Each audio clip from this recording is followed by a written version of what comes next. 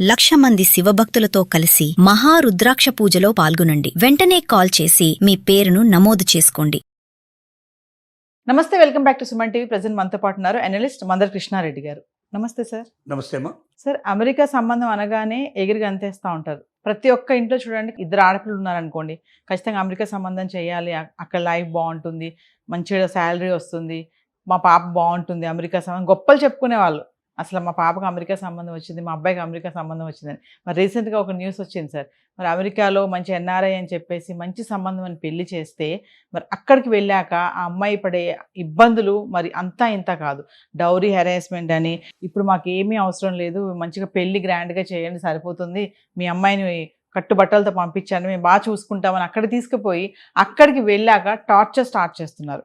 మరొకసారి రీసెంట్గా జరిగినటువంటి ఆ ఇన్సిడెంట్ గురించి మాట్లాడుకుంటే, అంటే శ్రావణి గురించి మాట్లాడుకుంటే సార్, అమెరికా సంబంధం అంటే ఎగిరి గంతేసేటువంటి, అమెరికా సంబంధమే కావాలని అనేక మ్యారేజ్ బ్యూరోలకి ₹1,00,000 కట్టి పెళ్ళైతే ₹1,00,00,000 కూడా మ్యారేజ్ బ్యూరోలకు ఇచ్చినట్టు సంఘటనలు కూడా కోట్ల మీద ఇచ్చిన సంఘటనలు ఉన్నాయి. ఎందుకంటే ఒక మ్యారేజ్ బ్యూరోకి సంబంధించిన ఒక లేడీని హైదరాబాద్లో అరెస్ట్ చేస్తే 300 కోట్లు ఆవిడ దగ్గర నెట్ క్యాష్ దొరికింది. అంటే మ్యారేజ్ బ్యూరో మీద సంపాదించిన డబ్బులు అవన్నీ. 300 కోట్లు సంపాదించాలంటే మరి లక్షలు కోట్లు ఇస్తేనే కానీ సాధ్యం కాదు కదా. విదేశీ సంబంధాల్లో ఆవిడ నెంబర్ 1. అమెరికా సంబంధాలే మ్యాక్సిమం చూసింది ఆవిడ. సంబంధం చూసినప్పుడు ఇంతని, ఆ తర్వాత పెళ్లి కుదిరితే ఇంతని, పెళ్ళి అయితే ఇంతని, ఆ రకంగా కోట్ల రూపాయలు వసూలు చేసిన పరిస్థితి ఉంది. అంటే సంబంధం చూసిన వాళ్ళకే కోట్లు ఇచ్చారంటే ఇక మిగతాది ఎట్లా ఉంటుందో, ఎంత ఖర్చు అవుతుందో మనం దాన్ని బట్టి అర్థం చేసుకోవచ్చు. దీనికి తోడు కొంతమంది మధ్యతరగతి వాళ్ళు కూడా దీంట్లో నలిగిపోయిన వాళ్ళు ఉన్నారు. అందులో ఒక కథ శ్రావణి కథ. ఈ శ్రావణి అనే అమ్మాయి ఆంధ్రప్రదేశ్లో ఒక ప్రాంతానికి సంబంధించిన అమ్మాయి. ఎవరో మధ్యవర్తుల ద్వారా సంబంధాన్ని చూశారు. Middle class family.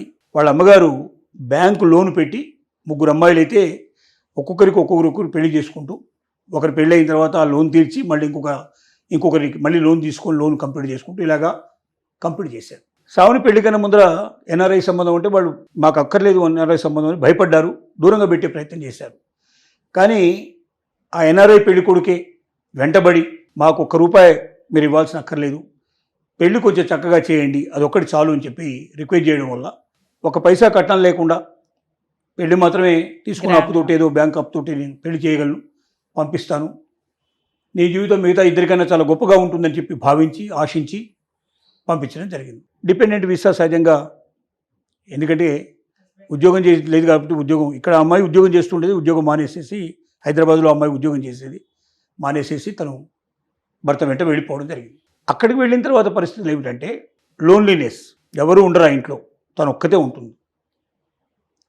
భర్త ఇప్పుడు మార్నింగ్ పెడితే ఏ నైట్కో వస్తాడు, ఒక్కోసారి ఒక రోజు రాడు, 2-3 డేస్ కంటిన్యూస్గా 2 రోజులు కూడా ఉన్నాయి.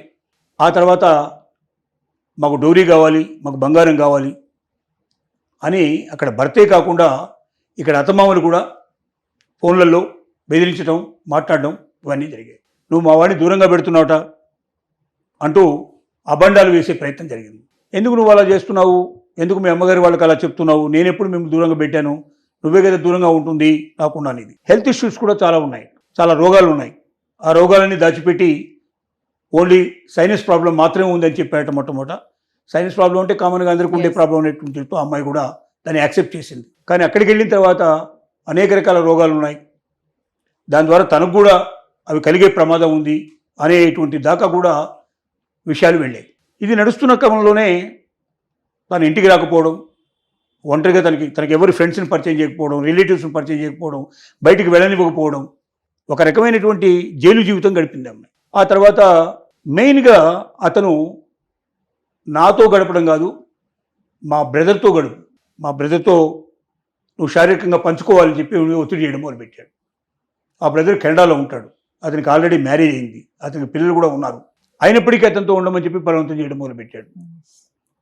ఈ పరిస్థితుల్లో అక్కడ ఉన్నటువంటి ఇండియన్ కమ్యూనిటీ తోటి ఫోన్ నెంబరు ఏదో తురికించుకొని వాళ్ళకి ఇన్ఫర్మేషన్ ఇచ్చేస్తే వాళ్ళు వచ్చి ఈ అమ్మాయిని సేవ్ చేసి కేసు పెట్టడానికి ప్రయత్నం చేస్తే, అమెరికన్ చట్టాలు వేరు, వాళ్ళకి అసలు ఇలాంటివన్నీ పెద్దగా లెక్కలు తీసుకోవాలి. ఎందుకంటే అమెరికాలో ఇలాంటివి ఉండవు, డౌరీ హెరాస్మెంట్ ఇట్లాంటివి ఉండవు. ప్లస్ వాళ్ళు ఇద్దరి మధ్య ఉండేటువంటి సంబంధాలు కూడా ఉంగరం పెడితే పెళ్ళైనట్టు, ఉంగరం తీస్తే విడాకులైనట్టుగా ఉంటుంది పరిస్థితి. ఎస్. ఒక్కొక్కరి జీవితంలో 5, 10, 20 పెళ్ళిళ్ళు చేసుకోవడం కూడా సహజంగా జరుగుతుంది. సెక్స్ అనేది వాళ్ళకి ఏంటంటే వాళ్ళకు ఒక రకమైన భోజనం చేసినట్టుగానే మాన్యువల్ నీడ్స్, బయాలజికల్ నీడ్స్ అంటారు దాన్ని. అందువల్ల దాన్ని సీరియస్గా తీసుకోరు. కేసు వాళ్ళు బుక్ చేయడానికి కూడా వాళ్ళు సిద్ధపడలేదు. ఎందుకంటే దీని లోపల డౌరీ కేసు అనేది వాళ్ళకి సంబంధం లేదు, అక్కడ యాక్ట్లో ఒప్పుకోరు. హెరాస్మెంట్ ఏదైనా చేసినట్టు అంటే డైరెక్ట్గా కొట్టడం కానీ అట్లాంటి చేయకపోయినప్పటికీ మానసికంగా వేదన అనుభవించాల్సిన పరిస్థితి ఏర్పడింది. ముఖ్యంగా ఏమిటంటే వాళ్ళకి మేము రిజిస్టర్ చేసుకోమని చెప్పి రిఫ్యూజ్ చేసిన పరిస్థితుల్లో చివరికి హ్యూమన్ ట్రాఫికింగ్ కింద ఎందుకు వస్తుందంటే తన అన్నతోటి భర్త అన్నతోటి గడపమని చెప్పాడంటే తను బలవంతంగా ఇంకొకరికి శరీరాన్ని అప్పజెప్పించేందుకు ప్రయత్నం చేశాడు కాబట్టి ఇది హ్యూమన్ ట్రాఫిక్ కిందకు వస్తుందనే ఉద్దేశంతో దాని కింద కేసు బుక్ చేయడం జరిగింది. కేసు నడుస్తోంది. ఇలాంటి కేసులు చాలా ఉన్నాయి. అసలు అరెస్ట్ చేసి కొట్టి తిట్టి చివరికి ప్రాణం తీసేటువంటి పరిస్థితులు ఏర్పడ్డ కేసులు కూడా గతం లోపల కొన్ని 100,000 కేసులు అమెరికన్ సంబంధాల్లో బయటపడ్డాయి. అంటే సార్ అమెరికా సంబంధం అని చెప్పి ట్రాప్ చేస్తున్నారని అనుకోవచ్చా? ట్రాప్ చేసిన వాళ్ళు, తీసుకెళ్ళి అక్కడ స్నేహితులకు తార్చిన వాళ్ళు, చివరికి వాళ్ళని అమ్మేయడానికి ప్రయత్నం చేసిన సంఘటనలు కూడా కోకొల్లలుగా ఉన్నాయి గతం లోపల. ఇందులో కూడా దాదాపుగా ఒక రకంగా అదే కదా, ట్రాప్ చేశాడు, తీసుకెళ్ళాడు, తను కావాల్సిన రోజులు ఉపయోగించుకున్నాడు, తర్వాత తన అన్నకి ఇచ్చేందుకు అన్న కోరియాడే ఉంటాడు, బహుశా అన్నకు తెలిసిన అన్న కూడా మరి మ్యారేజ్కి వచ్చి ఉంటాడో లేకపోతే అమ్మాయిని చూసుంటాడో తెలుసుకొని ఉంటాడు, తనకు కావాలని ఆశపడి ఉంటాడు, తనకు ఎలాగో ఉపయోగపడలేదు తనకైనా ఉపయోగపడుతున్న ఉద్దేశంతో ఉండొచ్చు, లేదా ఆల్రెడీ ఇంకొక మ్యారేజ్ అయ్యి ఉండొచ్చు, ఇంకేమేమి ఉన్నాయో విషయాలని పూర్తిగా అమ్మాయి కూడా తెలియదు. ఎందుకంటే ఒంటరిగా ఉన్న అమ్మాయి, వివరాలు ఏమి పెద్దగా తెలియదు. పోలీసులు మన దగ్గర అయితే ఇలాంటి కేసులు చాలా నెంబర్ 1 కేసుల కింద లెక్క. వెంటనే అరెస్ట్ చేస్తారు, ఎంక్వైరీ చేస్తారు, మొత్తం చేస్తారు. వాళ్ళకి అక్కడ ఇలాంటి విషయాల్లో మానవ సంబంధాల విషయంలో పెద్దగా వాళ్ళకి లెక్కలు ఇలాంటివన్నీ అక్కడ కామన్. ఒకవేళ ఎవరైనా తీసుకెళ్లి బలవంతంగా వాళ్ళని కిడ్నాప్ చేసి అట్లాంటివి చేస్తే అవి కేసుల కిందకు వస్తాయి.